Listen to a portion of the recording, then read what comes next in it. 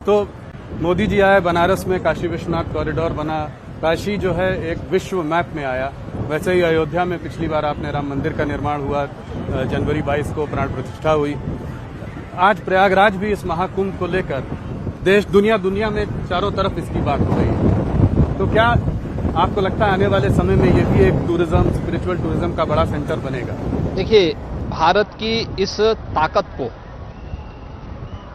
दुर्भाग्य से पूर्व की सरकारों ने नहीं समझा था।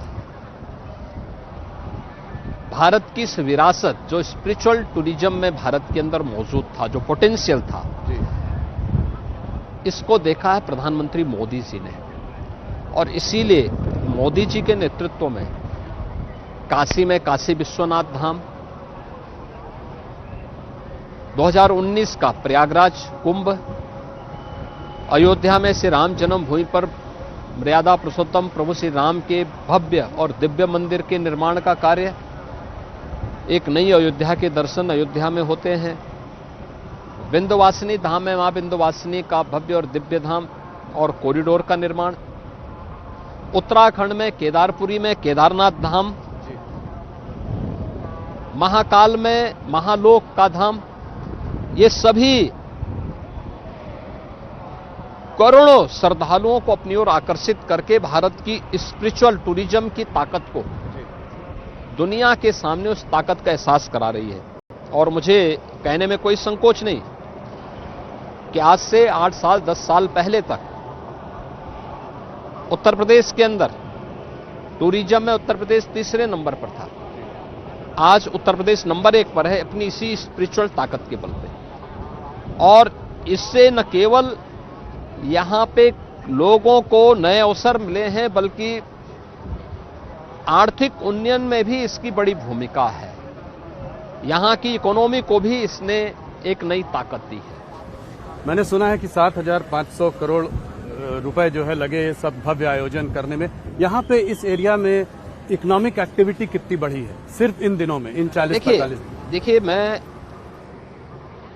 जो 7,500 करोड़ रुपए खर्च हुए हैं वो केवल आयोजन में ही नहीं, बल्कि प्रयागराज सिटी को जोड़ने वाले जो कनेक्टिंग मार्ग्स हैं, हाईवे हैं, उनमें, रेलवे स्टेशंस में, एयरपोर्ट पे, और प्रयागराज सिटी के सर्वाधिक यानी एक व्यवस्थित डेवलपमेंट में रोड, ओवरब्रिज, अंडरपास, फ्लाईओवर्स, इन सब में मिलाकर के इतना खर्च हुआ है।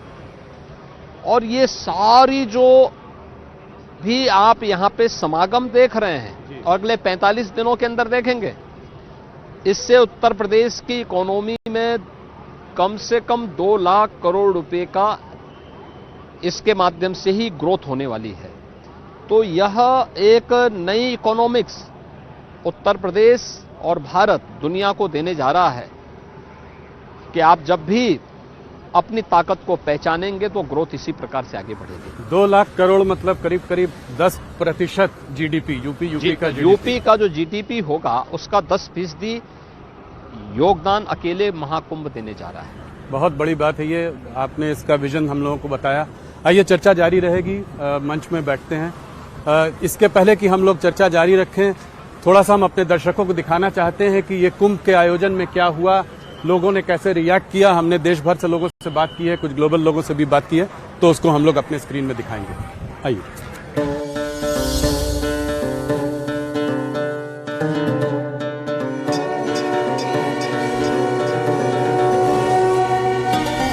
अंतरात्मा तृप्त हो गई, जो शांति मिली है, अद्भुत, अलौकिक, बहुत मजा आ रहा है। मोदी जी और जोगी ने बड़ा अच्छा काम किया है। This is a place that is filled with blessings, unlike any other on the entire planet. Ganga मैया के डुबकी लगाने में बहुत आनंद आया। हम सारे पुण्य पा गए।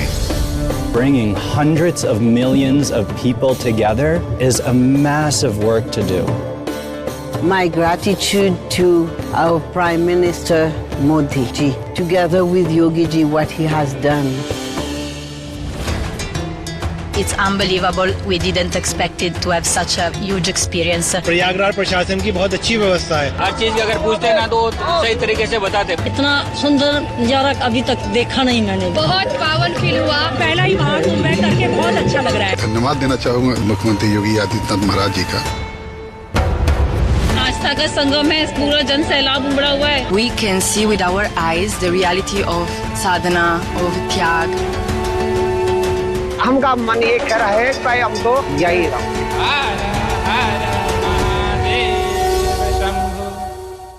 योगी जी, हम लोग महाकुंभ के आयोजन के बारे में बात कर रहे थे। मैंने एक और अलग चीज इस बार देखी। कल मैं